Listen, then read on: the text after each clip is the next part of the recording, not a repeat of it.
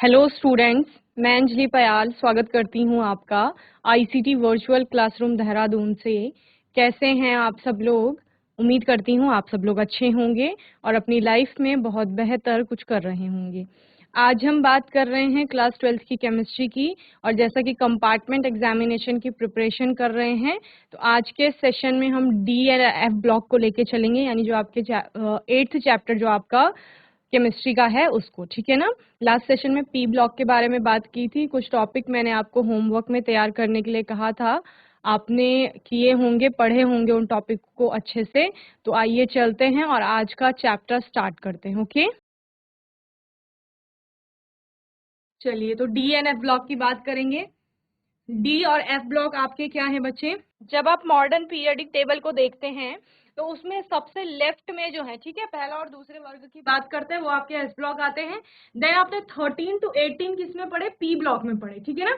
बीच के अब जो आपके 3 से 12 तक का वर्ग रह जाता है वो आपका डी ब्लॉक के अंतर्गत आता है, ठीक है ना। तो इसमें आप यही देखेंगे कि डी ब्लॉक आपका कहाँ से आ रहा है? वर्ग 3 से लेकर के, यानी 3B जो है आपका, और वहां से लेकर के वर्ग 12 जिसको 2B कहा जाता है, वहां तक के सारे तत्व आपके कहाँ आते हैं? डी एंड एफ ब्लॉक में आते हैं। बीच में आपको यहाँ पर दिखाई देगा कि 57th नंबर से आपका और 70 तक, ठीक है, ये वाली जो आपकी एक आवर्त आएगी, और दूसरा 89 से लेकर के 102 तक, ठीक है, जो आवर्त सारणी में अलग रखे गए हैं। कुछ तत्व आपको आवर्त सारणी में 2 रोज आपको देखती हैं हॉरिजॉन्टल, जो नीचे रखी गई हैं उनको एफ ब्लॉक के तत्व कहा जाता है, ठीक है ना। तो इन्हीं दोनों इन दोनों की ही बात करेंगे, एक डी ब्लॉक की और एक एफ ब्लॉक की। उन्हें ओके, डी ब्लॉक के अंतर्गत जितने तत्व आ रहे हैं उनमें क्या क्या गुणधर्म है, क्या क्या उनकी प्रॉपर्टीज है, उनकी बात होगी। एफ ब्लॉक में क्या क्या गुणधर्म है, किस तरह से गुणधर्म बदल रहे हैं, उसकी बात करेंगे। ओके, चलिए तो डी ब्लॉक एलिमेंट क्या है? वर्ग 3 से 12 तक के तत्व तक के आवर्त सारणी के मध्य में स्थित तत्वों को डी ब्लॉक के तत्व कहा जाता है, ठीक है। इनका सामान्य इलेक्ट्रॉनिक विन्यास क्या होता है? n-1d 1 to 10, ns 1 to 2, और इसमें क्या आ जाएगा, क्योंकि आपका लास्ट इलेक्ट्रॉन जो होगा वो कहाँ जा रहा होगा? डी वाली सबशेल की किसी ऑर्बिट में जा रहा होगा, इसलिए इसको डी ब्लॉक के एलिमेंट कहा जा रहा है, ठीक है ना। तो इस प्रकार से आपका पूरा डी ब्लॉक का एलिमेंट है, ठीक है। इतने सारे एलिमेंट आएंगे, और यहाँ पर जो 57th नंबर का है ये, और ये 89, ठीक है। 57th में क्या है? लेंथेनम, जिससे आपकी लेंथेनॉइड वाली सीरीज बनेगी, और 89 में आपका एक्टिनियम है, जिससे एक्टेनॉइड वाली सीरीज बनेगी, जो आपकी एफ ब्लॉक में आएंगे, ठीक है ना। इस प्रकार से आप पूरी आवर्त सारणी को देखते हैं जिसमें डी और एफ ब्लॉक की बात की गई है। ओके, ट्रांजिशन एलिमेंट्स की बात करेंगे जो डी ब्लॉक के अंतर्गत आएंगे। तो ट्रांजिशन एलिमेंट क्या होते हैं? संक्रमण तत्व कहा जाता है जिन्हें। A transition element is defined as the one which has incompletely filled d orbitals in its ground state और in any one of its oxidation state. होता क्या है, इन सभी तत्वों में जो ये डी ब्लॉक के अंतर्गत आ रहे हैं, इनमें ऐसे तत्व जिनमें इनकम्प्लीटली फिल्ड, यानी कि आधे भरे हुए डी ऑर्बिटल्स होंगे, समझ रहे हैं ना।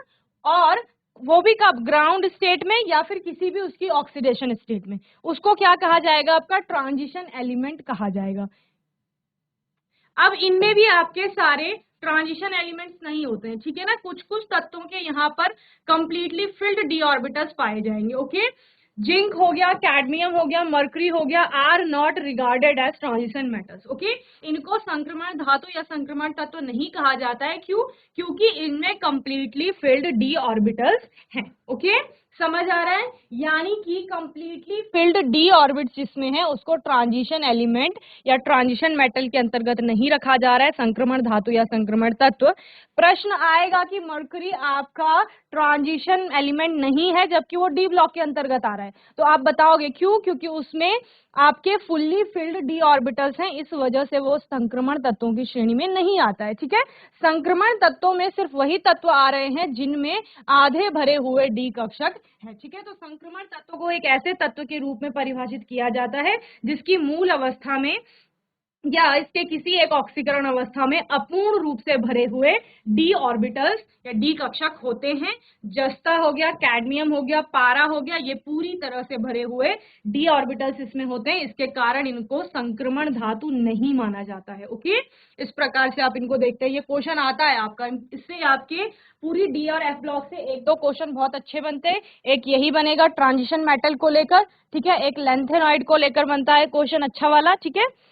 चलिए, द एफ ब्लॉक एलिमेंट्स, अगर एफ ब्लॉक एलिमेंट्स की बात करते हैं, the element constituting the F block are those in which the 4f and 5f orbitals are progressively filled in the latter two long period. ठीक है, क्या हो रहा है, दो आवर्त नीचे दी गई है पीरियोडिक टेबल से अलग, उनका जो इलेक्ट्रॉन होगा वो एफ वाली ऑर्बिट में एंटर कर रहा होता है, इसलिए वो एफ ब्लॉक के अंतर्गत आते हैं।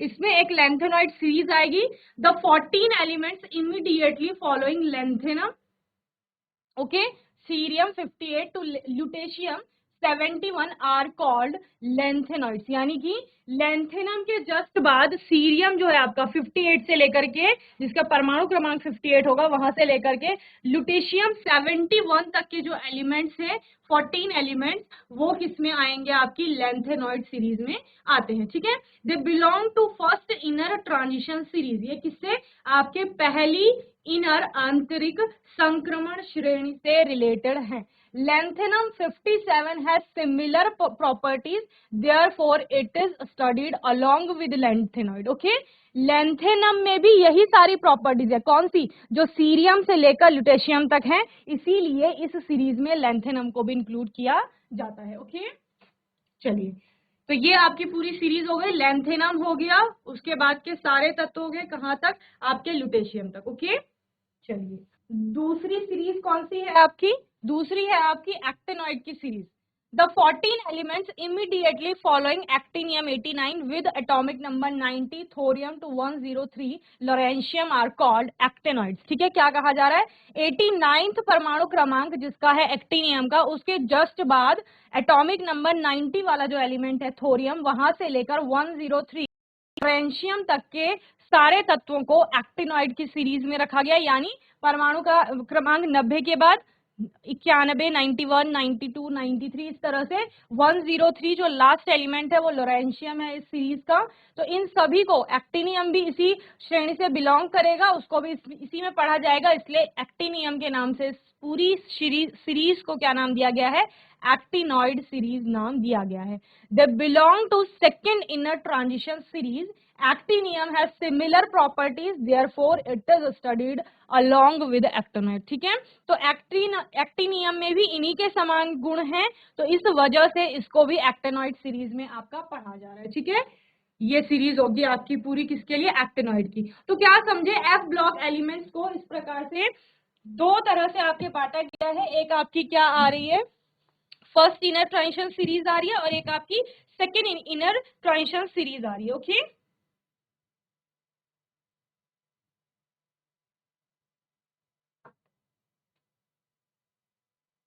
चलिए,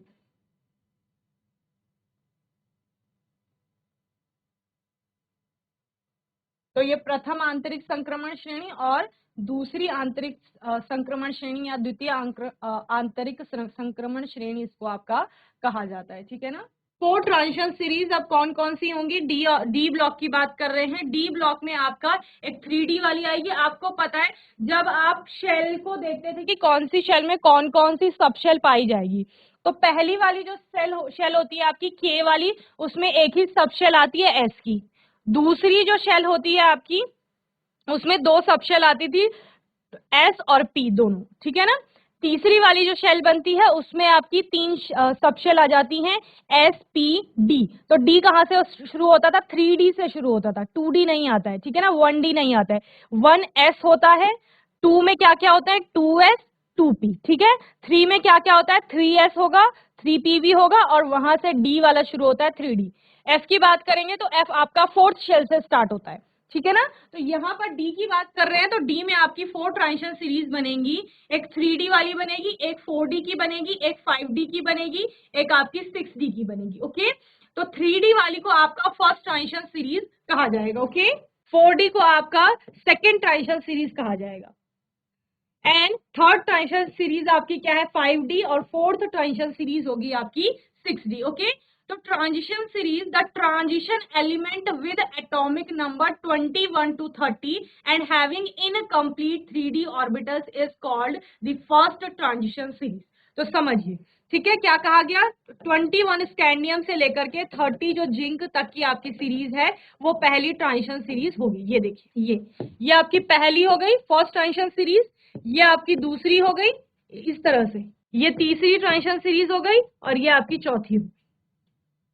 ओके, आवर्तों की बात कर रहे हैं आप, यहाँ पर वर्गों की बात नहीं कर रहे हैं। आवर्त क्या है, जो हॉरिजॉन्टल रोज है एलिमेंट की, यानी कि जहां पर वो अपने परमाणु क्रमांक के बढ़ते हुए क्रम में है। स्कैंडियम 21 के बाद 22, टाइटेनियम, देन आपका वेनेडियम है 23, देन क्रोमियम है 24, मैंगनीज आपका 25, आयन होगा 26, कोबाल्ट हो गया 27, निकिल 28, 29 आपका कॉपर है, 30 आपका क्या हो गया है, जिंक हो गया है। तो ये फर्स्ट आपकी ट्रांजिशन सीरीज आएगी। ओके, इस प्रकार से आप बना लेंगे। देन क्या कहा गया है, सेकेंड ट्रांजिशन सीरीज की जब बात करेंगे, सेकेंड ट्रांजिशन सीरीज जिसमें कि आपका 4D, ठीक है, अब 4 वाली शेल भी वहां पर आ जाएगी, 4D transition series. It consist of elements with atomic number 39 to 48 and having incomplete 4D orbitals, it is called second transition series. Okay, 39 परमाणु क्रमांक से लेकर 48 के परमाणु क्रमांक तक के जो एलिमेंट्स है वो इस सीरीज में आएंगे। 5D में आपका क्या आएगा, it consist of elements with atomic number 57, lanthanum को आपने लेंथेनॉइड में रख दिया था, वहां से 72 आपका से लेकर के और 80 तक के जो भी 5D ऑर्बिटल जिनमें भी इनकम्प्लीट हैं उन सभी को थर्ड ट्रांजिशन सीरीज में रखा गया है, ठीक है ना। देन 60 ट्रांजिशन सीरीज जो है it consist of elements with atomic number 89 जिसको कि अलग किया गया है, उसके बाद 104 से लेकर के 112 तक जिनमें की इनकम्प्लीट 6D ऑर्बिटल्स होंगे, उन सभी को फोर्थ ट्रांजिशन सीरीज में रखा गया। ओके, इस प्रकार से संक्रमण श्रृंखला 3D के लिए, 4D के लिए, 5D के लिए और 6D के लिए। तो प्रथम संक्रमण श्रेणी, द्वितीय संक्रमण श्रेणी, general characteristics of transition element. अब ट्रांजिशन एलिमेंट के जनरल कैरेक्टरिस्टिक्स क्या क्या होंगी, यानी सामान्य विशेषताएं क्या होंगी। फर्स्ट है मेटालिक कैरेक्टर, यानी कि धात्विक विशेष, धात्विक जो गुण होंगे वो धात्विक लक्षण वो किस प्रकार से बदलेंगे। दूसरा है आपका एटॉमिक रेडियाई, यानी कि जो परमाणु की त्रिज्या होगी वो किस प्रकार से बदलेगी, ठीक है। तो धात्विक गुण में सबसे पहले संक्रमण तत्वों की जो बात कर रहे हैं, सभी संक्रमण तत्व धात्विक प्रकृति के होते हैं। जितने भी ट्रांजिशन एलिमेंट्स आएंगे, जनरली आप ट्रांजिशन मेटल्स भी बोलते हैं, तो उनकी सबकी धात्विक प्रकृति होती है, अर्थात इनमें मजबूत धात्विक बंध होंगे, ठीक है। जो आपके मेटालिक बॉन्ड बनेंगे वो बहुत स्ट्रॉन्ग बनेंगे। यह अयुग्मित इलेक्ट्रॉनों की उपस्थिति के कारण है, क्योंकि इसमें क्या है, इसमें आपका अयुग्मित इलेक्ट्रॉन यानी कि अनपेयर्ड ऑफ इलेक्ट्रॉन वहां पर पाए जा रहे हैं, उनके कारण यह उच्च घनत्व, परमाणुकरण की उच्च तापीय धारिता और उच्च गलनांक और क्वथनांक जैसे गुणों को जन्म देता है। यानी कि क्या समझे इससे, all transition elements are metallic in nature, ठीक है। सारी जो ट्रांजिशन एलिमेंट्स हैं वो मेटालिक है नेचर में, धात्विक है प्रकृति में, that is they have a strong metallic bond, इन सभी में स्ट्रॉन्ग मेटालिक बॉन्ड्स हैं। This is because of presence of unpaired of electrons. ये किसके कारण हो रहा है, presence of unpaired of electrons के कारण हो रहा है, ठीक है, यानी अयुग्मित इलेक्ट्रॉनों की उपस्थिति के कारण। This gives rise to properties like high density, इसके कारण क्या हो रहा है, हाई डेंसिटी हो रही है, हाई एंथैल्पीज ऑफ एटोमाइजेशन, ठीक है, यानी कि परमाणुकरण की जो एंथैल्पी है वो बहुत उच्च होगी, and high melting and boiling points, इसके कारण क्वथनांक और गलनांक भी क्या हो जाएंगे, बहुत उच्च हो जाएंगे। ओके, सेकेंड है आपका एटॉमिक रेडियाई, जिसको आप क्या कहते हैं, परमाणु की त्रिज्या कहते हैं। The atomic radii decreases from scandium two chromium because the effective nuclear charge increases, क्या हो रहा है, प्रभावी नाभिकीय आवेश बढ़ रहा है, जिसके कारण क्या कह रहे हैं कि स्कैंडियम से क्रोमियम तक का क्या हो रहा है, एटॉमिक रेडियाई का मान डिक्रीज कर जा रहा है। The atomic size of iron, cobalt, nickel is almost same because the attraction due to increase in nuclear charge is cancelled by the repulsion because of increase in shielding effect, ठीक है ना। तो इस प्रकार आयरन, कोबाल्ट और nickel की जो atomic radii होगी उसका मान लगभग समान आता है। Copper and zinc have bigger size because the shielding effect increases. Shielding effect increase करने के कारण यहाँ पर कॉपर और जिंक का साइज थोड़ा बढ़ जाता है and electron electron repulsion increases. Okay, धात्विक गुण, ये सारे गुण आप लोग पढ़ लेंगे। इसके अलावा लेंथेनॉइड कॉन्ट्रैक्शन क्या होता है, ये इंपॉर्टेंट है आपके लिए, इसको समझिए। लेंथेनॉइड कॉन्ट्रैक्शन पर आपका क्वेश्चन भी बनता है, ठीक है ना। लेंथेनॉइड कॉन्ट्रैक्शन होता क्या है बच्चे, लेंथेनॉइड के परमाणु क्रमांक में वृद्धि के साथ साथ, लेंथेनॉइड का मतलब उस सीरीज में जितने तत्व आ रहे उनका जैसे जैसे परमाणु का क्रमांक बढ़ेगा, परमाणु और आयनिक आकार में क्रमिक कमी आती है। यानी कि परमाणु का क्रमांक तो इंक्रीज हो रहा है, बढ़ रहा है, लेकिन परमाणु का जो आकार होगा वो डिक्रीज होना शुरू कर देता है।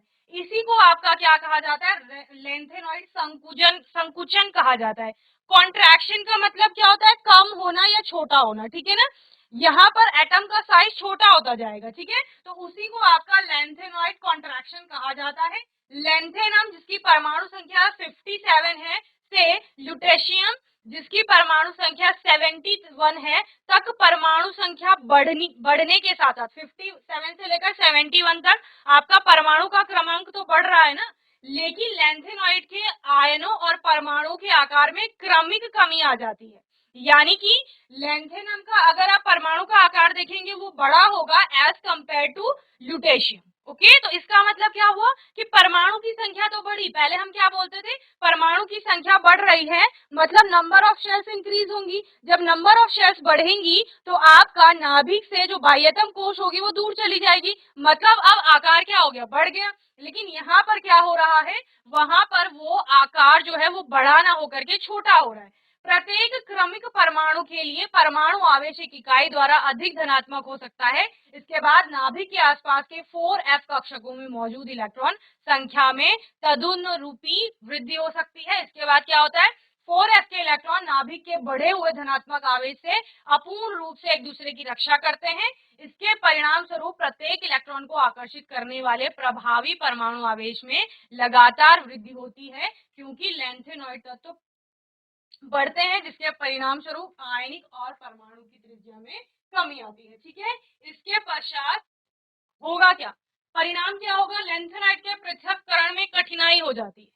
ठीक है, अगर लेंथेनॉइड्स का क्या हो रहा है, परमाणु का क्रमांक बढ़ रहा है लेकिन आकार नहीं बढ़ेगा, तो उनमें पृथक्करण यानी अलग अलग देखने में आपको प्रॉब्लम होगी। क्योंकि लेंथेनॉइड्स की आयनिक त्रिज्या में केवल एक छोटा सा परिवर्तन होता है, बहुत बड़ा परिवर्तन नहीं आ रहा है, उनके रासायनिक गुण भी फिर समान हो जाएंगे, अतः शुद्ध अवस्था में तत्वों को पृथक करना कठिन हो जाता है। इसके अलावा परमाणु के आकार को समझना, तृतीय संक्रमण श्रेणी के परमाणु का आकार द्वितीय संक्रमण श्रेणी के परमाणु के आकार के लगभग समान हो जाता है।